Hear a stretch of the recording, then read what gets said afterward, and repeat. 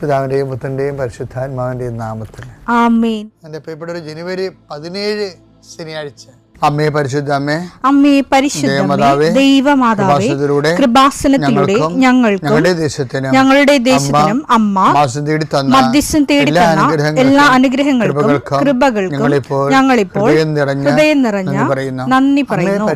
അമ്മേ പരിശുദ്ധമേ, ദൈവമാതാവേ, 2004 ഡിസംബർ 7 ഉച്ചകഴിഞ്ഞ് 2:30 കൃപാസനത്തിൽ സംഭവിച്ച അമ്മയുടെ പ്രത്യക്ഷപ്പെടലിനെ കുറിച്ച് തിരുസഭയ്ക്ക് സമർപ്പിച്ചിരിക്കുന്ന പഠനരേഖകളുടെ മേൽ സഭാത്മകമായ പഠനം ആരംഭിക്കുവാൻ ഞങ്ങൾ പ്രാർത്ഥിക്കുന്നു. അമ്മേ പരിശുദ്ധമേ, ഭൂസ്വർലോകങ്ങളുടെ രാജ്ഞിയായ അങ്ങേയ്ക്ക് ഭൗമസംരക്ഷണത്തിനായി പ്രപഞ്ചപ്രകൃതിയെ തന്നെ തിരുസഭ പ്രതിഷ്ഠിക്കുവാൻ ഈ പ്രത്യക്ഷീകരണം വഴി ഇടയാക്കണമേ. പരിശുദ്ധമേ, ജപമാല മാതാവേ, സകല കൃപാസനം പ്രാർത്ഥനയോടും ചേർത്ത് ഞങ്ങളിപ്പോൾ പ്രാർത്ഥിക്കുന്ന ഈ കുടുംബത്തിന്റെ പ്രത്യേക നിയോഗം പറ മക്കളെ.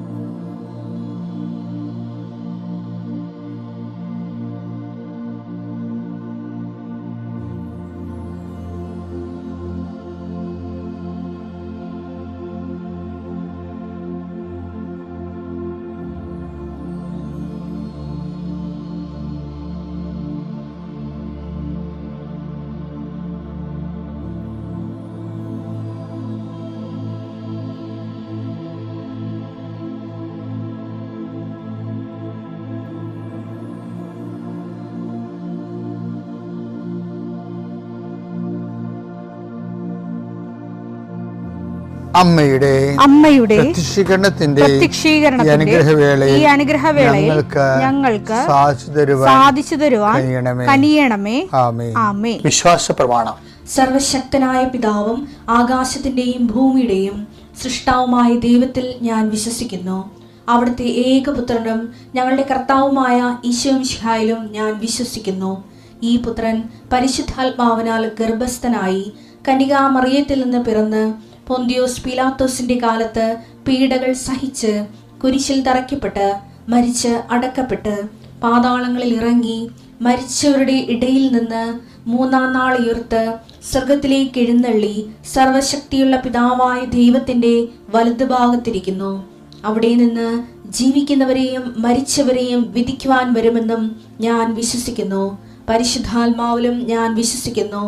വിശുദ്ധ കത്തോലിക്കാ സഭയിലും പുണ്യവാന്മാരുടെ ഐക്യത്തിലും പാപങ്ങളുടെ മോചനത്തിലും ശരീരത്തിന്റെ ഉയർപ്പിലും നിത്യമായ ജീവിതത്തിലും ഞാൻ വിശ്വസിക്കുന്നു. ആമേൻ. സുഖസ്ഥനായ ഞങ്ങളുടെ പിതാവേ, അങ്ങയുടെ നാമം പൂജിതമാകണമേ. അങ്ങയുടെ രാജ്യം വരണമേ. അങ്ങയുടെ തിരുമനസ് സ്വർഗത്തിലെ പോലെ ഭൂമിയിലും ആകണമേ. അന്നു വേണ്ടുന്ന ആഹാരം ഇന്ന് ഞങ്ങൾക്ക് തരണമേ. ഞങ്ങളോട് തെറ്റ് ചെയ്യുന്നവരോട് ഞങ്ങൾ ക്ഷമിക്കുന്നത് പോലെ ഞങ്ങളുടെ തെറ്റുകൾ ഞങ്ങളോടും ക്ഷമിക്കണമേ. ഞങ്ങളെ പ്രലോഭനത്തിൽ ഉൾപ്പെടുത്തരുതേ, തിന്മയിൽ ഞങ്ങൾ രക്ഷിക്കണമേ. ആമേൻ. നന്മ നിറഞ്ഞ മറിയമേ, സ്വസ്തി. കർത്താവ് അങ്ങയുടെ കൂടെ സ്ത്രീകളിൽ അങ്ങ് അനുഗ്രഹിക്കപ്പെട്ടവളാകുന്നു. അങ്ങയുടെ ഉദരത്തിൻ ഫലമായി ഈശോ അനുഗ്രഹിക്കപ്പെട്ടവനാകുന്നു. പരിശുദ്ധ മറിയമേ, തമ്പുരാന്റെ അമ്മേ, പാപികളായ ഞങ്ങൾക്ക് വേണ്ടി ഇപ്പോഴും ഞങ്ങളുടെ മരണസമയത്തും തമ്പുരാനോട് അപേക്ഷിക്കണമേ. ആമേൻ. കർത്താവേ, നിന്റെ ഉന്നതമായ നാമത്തിന് സ്വസ്ഥം ചെയ്യുന്നു. കർത്താവേ, നിന്റെ വിശുദ്ധ പൗരോഹിത്യത്തെ മഹത്വപ്പെടുത്തണമേ.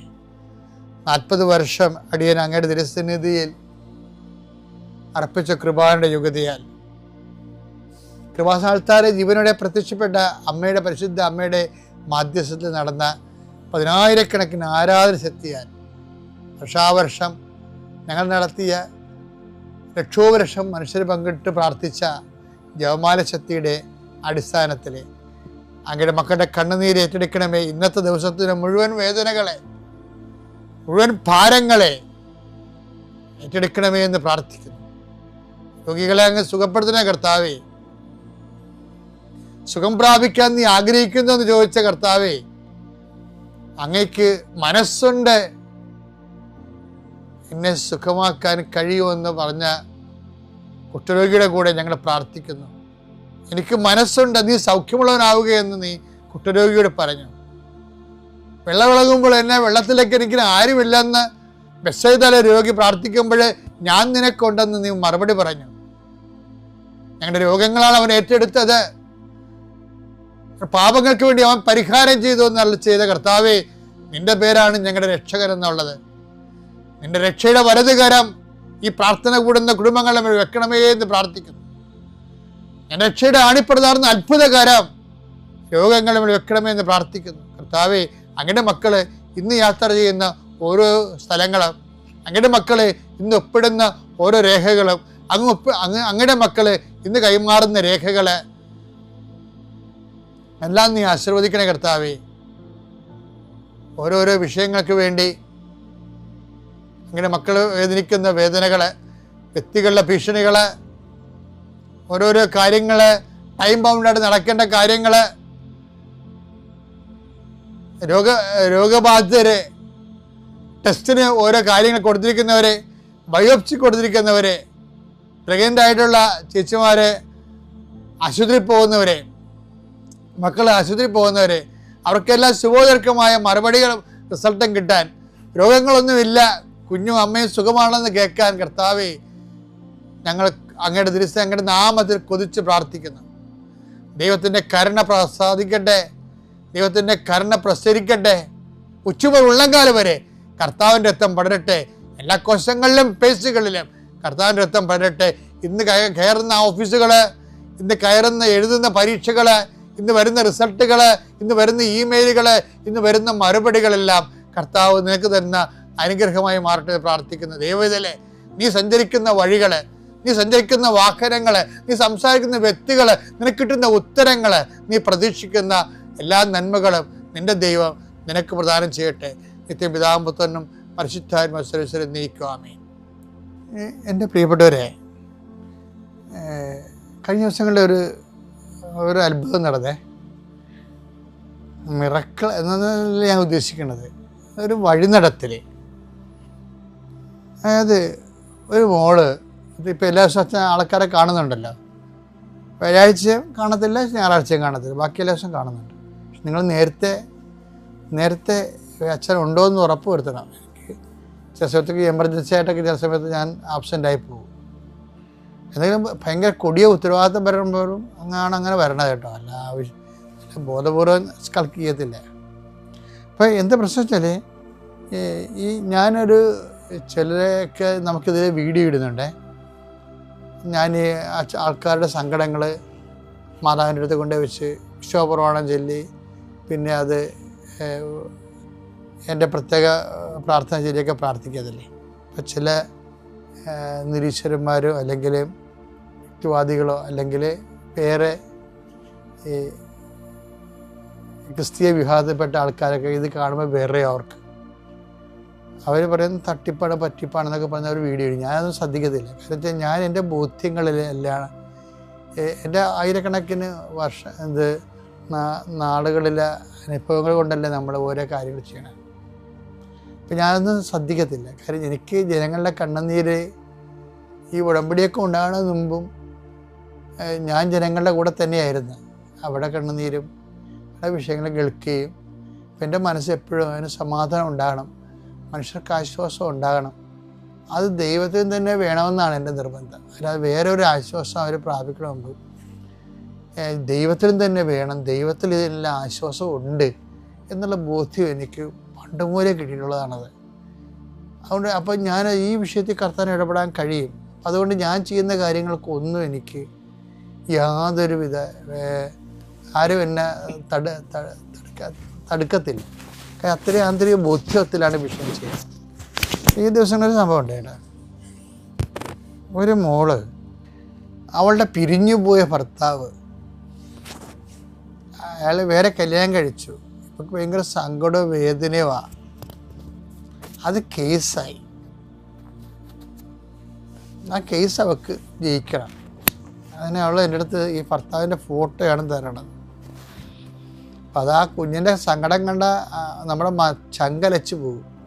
ഞാനിത് മാതാവിൻ്റെ അടുത്ത് കൊണ്ട് വെച്ച് പ്രാർത്ഥിച്ചപ്പോൾ അമ്മ എനിക്കൊന്ന് നോട്ട് ഈ കുഞ്ഞ് തോക്കുമെന്നാണ്, കേസ് തോക്കുമെന്നാണ്. അപ്പം അതെനിക്ക് അതിനൊക്കെ കൂടുതൽ പ്രശ്നമായി. ഞാൻ മകളോട് പറഞ്ഞു, മകളെ കേസ് നീ തോക്കുമെന്നാണല്ല മനസ്സിലാക്കണത്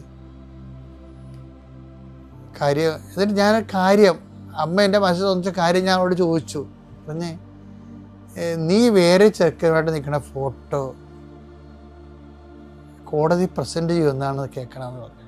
അപ്പോൾ അതാണ് എനിക്ക് കിട്ടിയ നോട്ട്, അമ്മയുടെ അടുത്ത് ചെന്നപ്പോൾ കിട്ടിയ നോട്ട് അതാണ് പ്രാർത്ഥിക്കുന്നത്. അപ്പോൾ ഞാനങ്ങനെ അവളോട് ചോദിക്കണത് ഭയങ്കര സങ്കോചത്തിലാണെങ്കിലും എനിക്ക് ചോദിക്കാതിരിക്കാൻ പറ്റത്തില്ല. അപ്പോൾ ആ കുഞ്ഞ് എന്നോട് പറഞ്ഞതെന്ന് വെച്ചാൽ, അച്ഛാ ഇത് ഇയാൾ പോയില്ല, അവർ വേറെ കല്യാണം കഴിച്ച് താമസിക്കുകയാണ്. ഞാനും അതുകൊണ്ട് എനിക്കും കല്യാണം കഴിക്കണമല്ല. വീട്ടുകാരപ്പോൾ ഒരു ആലോചന കൊണ്ടുവന്ന് ഞാൻ അങ്ങനെ ആ കല്യാണം സമ്മതിച്ചതാണ്. അപ്പം ഞങ്ങൾ സ്റ്റുഡിയോയിൽ പോയി ഫോട്ടോ എടുത്തതാണ്. അപ്പം ഞാൻ പറഞ്ഞു, ഈ ഫോട്ടോ നിന്നെ ചതിക്കും എന്ന് വെച്ചാൽ അപ്പോഴുടനെ അവൾ പറഞ്ഞ്, അത് അച്ഛൻ പറഞ്ഞു ശരിയാ, കാര്യം പിരിഞ്ഞു പോയ ഭർത്താവ് തന്നെയാണ് ഈ പുതിയ കല്യാണക്കാരി ആലോചിച്ച് ഒരു ചെറുക്കനെ കൊണ്ടുവന്നത് എന്ന് പിന്നീട് എനിക്ക് മനസ്സിലായെന്ന്. ആ കല്യാണം നടന്നില്ല, പക്ഷെ ആ ഫോട്ടോ ഇവിടെ കല്യാണം കഴിച്ചു എന്നും പറഞ്ഞ് കോടതിയിലോട്ട് കൊടുക്കാനുള്ള ഉദ്ദേശമാണ്. അതിൻ്റെ അടുത്ത കാര്യങ്ങളൊക്കെ പോയി കഴിഞ്ഞാൽ രേഖകളൊന്നുമില്ലല്ലോ, രജിസ്ട്രേഷൻ ഒന്നും നടന്നിട്ടില്ല, രേഖകളൊന്നുമില്ല. പക്ഷെ എങ്കിലും ഒരു സംശയം ഉന്നയിക്കാൻ ഇവളുടെ മേൽ ഒരു ആരോപണം ഉന്നയിക്കാൻ അത് ആ ഫോട്ടോ മതിയാവും. പക്ഷെ ഞാൻ ഞാൻ പറഞ്ഞു, നീ ഉള്ള കാര്യം ജഡ്ജിനോട് പറയണം, അല്ലെങ്കിൽ അങ്ങനെ പറയാൻ പറ്റുന്നൊരു സാഹചര്യം ഉണ്ടാക്കാൻ പറ്റും തീർച്ചയായിട്ടും. ഞാൻ കോടതിയിൽ 2-3 കേസിനൊക്കെ പോകുമ്പോൾ ഒരു വക്കീലിലെ ആൾക്കാർ ജഡ്ജിനോട് സംസാരിക്കണം. ഇന്നലെ കഴിഞ്ഞ ആഴ്ചയിൽ എനിക്കൊരു കേസുണ്ടായി. കടൽ കയറിയപ്പോൾ ഗവൺമെൻറ് ശ്രദ്ധിക്കാതെ വന്നപ്പോൾ ഞാൻ ജനങ്ങളോട് സമരത്തിന് പോയ കേസാണ്. അപ്പോൾ അത് ഞാൻ പറഞ്ഞുകൊണ്ടിരിക്കണം എപ്പോഴും. അപ്പോൾ അതിന് പ്രശ്നം വെച്ച് കഴിഞ്ഞാൽ അപ്പോൾ ഞാൻ നോക്കുമ്പോൾ എനിക്ക് വക്കീലുണ്ട്, പക്ഷെ ഒരു അപ്പച്ചൻ വന്നിട്ട് പ്രായമുള്ള ആളാണ്, എനിക്ക് വക്കീലൊന്നുമില്ല സാറേ, എന്നെ സഹായിക്കണമെന്ന് പറഞ്ഞിട്ട് നേരിട്ട് സംസാരിക്കും, ജഡ്ജിയുമായിട്ട് മജിസ്ട്രേറ്റുമായിട്ട് നേരിട്ട് സംസാരിക്കും. അപ്പോൾ അതൊക്കെ നടക്കും. അപ്പോൾ കോടതിയിൽ എന്താ പ്രശ്നം വെച്ച് കഴിഞ്ഞാൽ ഞാൻ പറഞ്ഞു, നീയുള്ള കാര്യം പറയണം, അപ്പോൾ അവർക്കത് മനസ്സിലായിക്കൊള്ളൂ എന്ന് പറഞ്ഞു. പക്ഷെ എന്നാൽ ഞാൻ ചിന്തിച്ചതേ, ഈ നമ്മൾ ദൈവം സ്നേഹമാണെന്നൊക്കെ പറയുമ്പോഴേ ദൈവം എന്തുമാത്രമാണ് മനുഷ്യനെ കരുതണമെന്ന് ഞാൻ അങ്ങനെ ചിന്തിച്ചു. ഞാൻ ഞെട്ടിപ്പോയി. കാര്യം ആ കേസ് തോക്കരുത് നമ്മൾ ആഗ്രഹിക്കുന്നുണ്ട്. കാര്യം അവൾ ചതിക്കപ്പെട്ടതാണ്. അപ്പോൾ തോക്കാനുള്ള മാർഗങ്ങൾ അവൾ തന്നെ അറിയാതെ ഉണ്ടാക്കി വെച്ചിട്ട്, കാരണം അമ്മ ആ വിഷയം പറയണതാണ്, ഇങ്ങനെ പോയി അത് തോക്കാൻ സാധ്യതയുണ്ടെന്ന് പറയണ. അപ്പം നമ്മൾ ഓർക്കും ദൈവം ഇങ്ങനെ വലിയ ഈ നിലം തൊടാത്ത വലിയ കാര്യമാണ് പറയണത്. അല്ല, നമ്മൾ ഭൂമി ചവിട്ടി നിൽക്കുന്ന ഒരു ജീവിതമാണ് നമുക്കുള്ളത്. അപ്പം നമ്മളോട് ഇൻട്രാക്ട് ചെയ്യുന്ന ദൈവവും നമ്മുടെ ഭൂമി ചവിട്ടി നിന്നുകൊണ്ടാണ് നമ്മുടെ വിഷയങ്ങൾ ഇടപെടുന്നതെന്ന് ഓർക്കണം. അപ്പം എൻ്റെ മക്കൾ എന്ന് വെച്ചാൽ എപ്പോഴും അവിടെ അതാണ് കുഴഞ്ഞ ചേറ്റിൽ നിന്ന് 40-ാം സങ്കീർത്തനം 40:2 ഭീകരമായ ഗർത്തത്തിൽ നിന്നും കുഴഞ്ഞ ചേറ്റിൽ നിന്നും അവിടുന്ന് എന്നെ കരകയറ്റി എന്റെ പാദങ്ങൾ പാറയിൽ ഉറപ്പിച്ചു കാൽവയ്പുകൾ സുരക്ഷിതമാക്കി. അപ്പൊ ദൈവത്തിന്റെ പണിയാണ് എന്താണ്? ഇപ്പം നമ്മൾ ഭൂമിയിൽ ചവിട്ടി നിൽക്കുന്ന ഒരു ജീവിതം നമുക്കുള്ളത്. നമ്മളെ രക്ഷിക്കാനും അനുദിനം കണ്ണുനീരൊപ്പാനും നമ്മുടെ ദൈവവും നമ്മുടെ ഭൂമി ചവിട്ടി നിൽക്കുകയാണ്. ആ ദൈവത്തിൽ ആശ്രയിക്കുന്നത് കൊണ്ടാണ് അവിടുന്ന് നമ്മുടെ ജീവിതത്തെ പാറയിൽ ഉറപ്പിച്ചു. എന്നുവെച്ചാൽ ആ ദൈവവചനം അനുസരിച്ച് ജീവിക്കണത് പാറയിൽ കാലുറച്ച് ചവിട്ടണ തുല്യമാണ് ശരിക്കും പറഞ്ഞത്. ഒന്നുമില്ലെങ്കിൽ ഇപ്പം കഴിഞ്ഞ കാലങ്ങളിൽ അങ്ങനെയായി. പക്ഷേ ഈ കാലങ്ങളിൽ നീ ദൈവത്തിലേക്ക് തിരിച്ച് വന്നെങ്കിലും കർത്താവ് നീ നശിക്കാൻ ആഗ്രഹിക്കുന്നില്ല.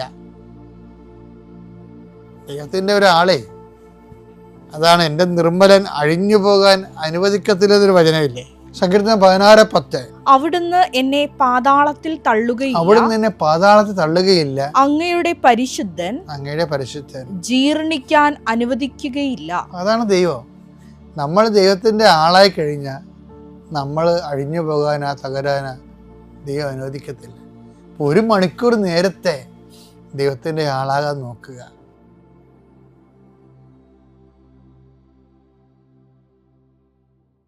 അത്യപൂർവ ദൈവാനുഭവങ്ങൾ ഇനി നിങ്ങൾക്കും സ്വന്തം. ഈ യൂട്യൂബ് ചാനൽ ഇതുവരെ സബ്സ്ക്രൈബ് ചെയ്തിട്ടില്ലെങ്കിൽ ഇപ്പോൾ തന്നെ സബ്സ്ക്രൈബ് ചെയ്യുക. ഈ വീഡിയോ ഇപ്പോൾ തന്നെ നിങ്ങളുടെ സുഹൃത്തുക്കൾക്ക് ഷെയർ ചെയ്തുകൊണ്ട് കർത്താവിന്റെ പ്രേക്ഷിതരാകുക.